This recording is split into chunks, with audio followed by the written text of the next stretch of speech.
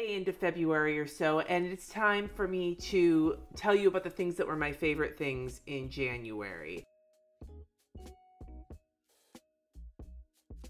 The funny thing is, I don't have a lot of visuals for you this month. I might pop some things up, like up in the Loki.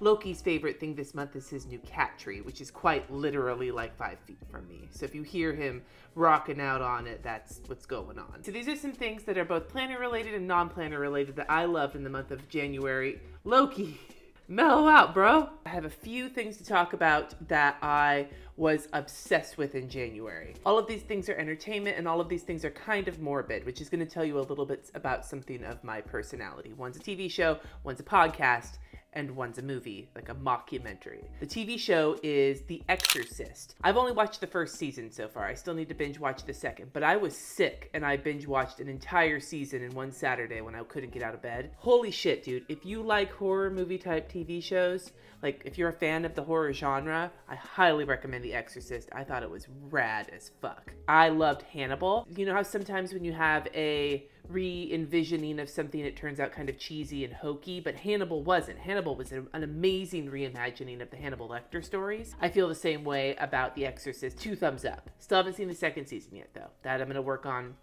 eventually. Now, the two next things are related to each other. One is a podcast, one is a mockumentary. I have a weird fascination. This doesn't make me a creepy person. I'm not a creepy person, I swear, but I have a weird fascination with like cults and cult leaders, serial killers, things like that. I know there are those of you out there who feel the same way. And if you are one of those people, you probably have heard of the last podcast on the left. Like I've listened to it off and on over the last couple of years, depending on like what my mood is or whatever. But when they celebrated their 300th episode at the beginning of this year, they started I think it's going to be a 4-part series on Jonestown. At this point, there's been 3 parts and they haven't quite finished it up yet. But every time it comes out, I'm like, fuck yeah, listen to it all day, because it's, you know, it's fascinating to hear about that stuff. I love it because they do a lot of research. They do their homework, but the banter between them, the 3 dudes who run this podcast, they're like comedians and shit. It's really funny, and it helps kind of make listening to that really intense stuff. It's like sitting down with a group of bros talking. I don't know. It's just, I enjoy their presentation of things, and I also am already fascinated with the subject. And then on the other side of this is the mockumentary called Jonestown Paradise Lost. I think it came out a few years ago. It's currently streaming on Amazon Prime. So if you have Amazon Prime, you can stream it for free. My sister recommended it to me. It basically traces the last 5 days in Jonestown, and they have interviews with some people, including Jim Jones's son, and the interviews are harrowing, and then they do a really good job of like recreating it for like the mockumentary style, you know, actors and like building the sets and everything, and it's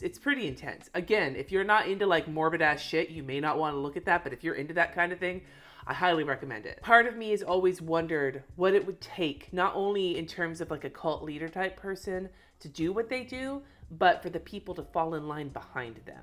Like what would it take? What kind of decisions happen that regular, ordinary ass people would fall for something like that and be so into it that they would be willing to fucking kill themselves? Like, it's really fascinating to me. That's my entertainment for the month. How about you? Moving on to a lighter subject. Let's talk about one of the things that I got at the end of December as a Christmas gift. I asked for, instead of presents from family who were going to send me something for like gift cards or for money, and we put it all together, and then I added some of my own money, and I got my ass an iPad Pro, finally. I've been resistant to it. I had a Wacom tablet, and digital lettering was something I really struggled with. I've been hella resistant to it, but I am getting the hang of it now with this thing.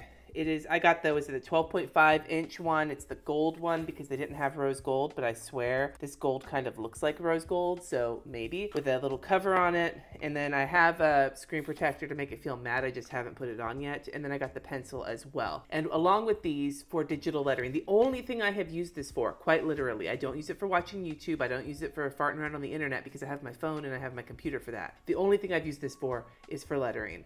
And I use the app Procreate, which is what a lot of people who use the iPad and the pencil use.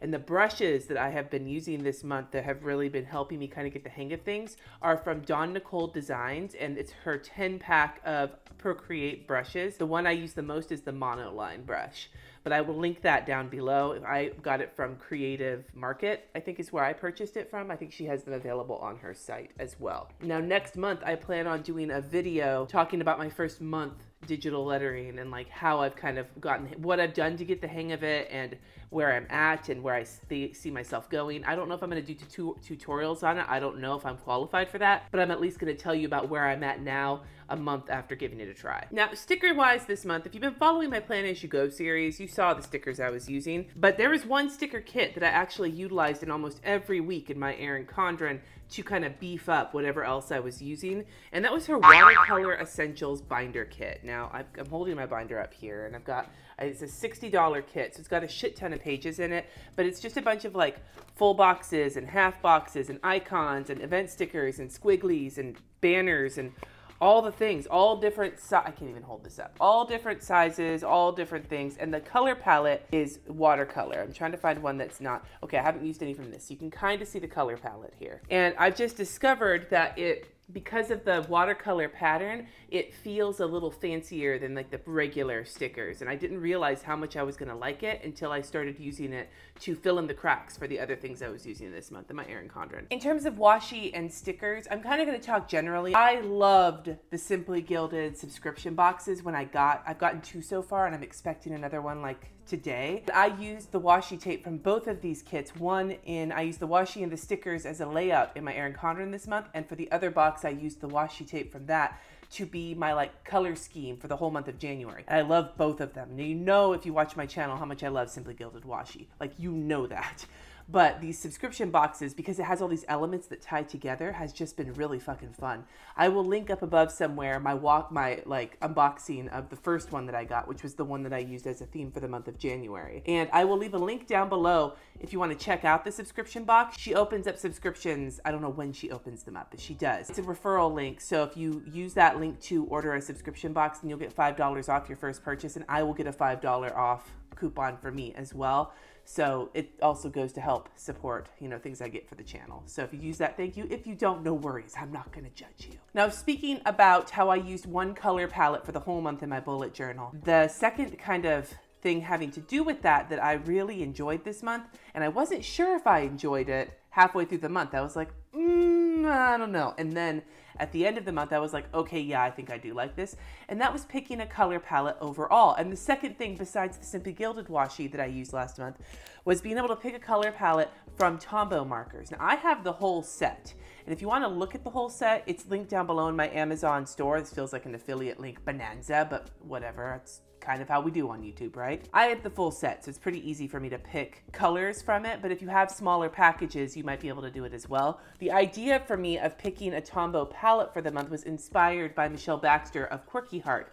And she's Quirky Heart on Instagram. She has a Patreon page. She's immensely creative. Her patrons every month will pick color palettes that they can test with, and I haven't used any of those, but the idea of it and having the numbers of the Tombows, it just hadn't occurred to me until she was doing that. So I really appreciate that. And so this is actually the color palette that I'm using for February, which is all pinks and black and grays. I'm very excited about being able to tie it all together. But at the end of February, I may have a different thought on that, because obviously in January, it was only a favorite at the beginning and the end, but in the middle, it was like, not so much. Now, this seems like kind of a wanky thing to be my last sort of favorite for this month. It really does seem like a wanky thing to say, but I'm not gonna fucking lie. My favorite thing in January was my combination of my Erin Condren and my bullet journal.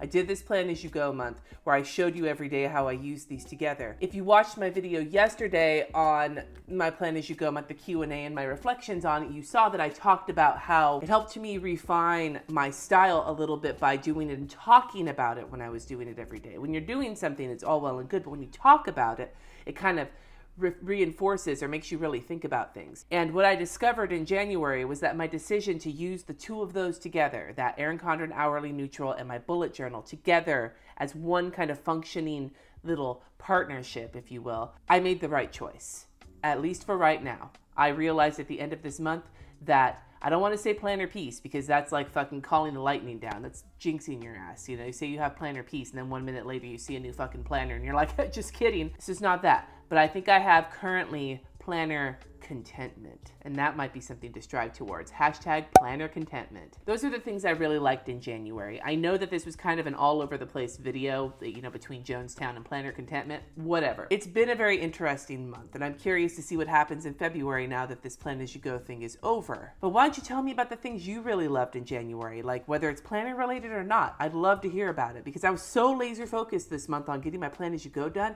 I didn't do a lot of exploring otherwise. I did a lot of exploring with pens, didn't do a lot of exploring with other things like I usually do. So I'm feeling like the urge this month to kind of just go hog wild. So let me know what you like down in the comments. Thank you so much for watching. Subscribe if you haven't already, and I will see you next time.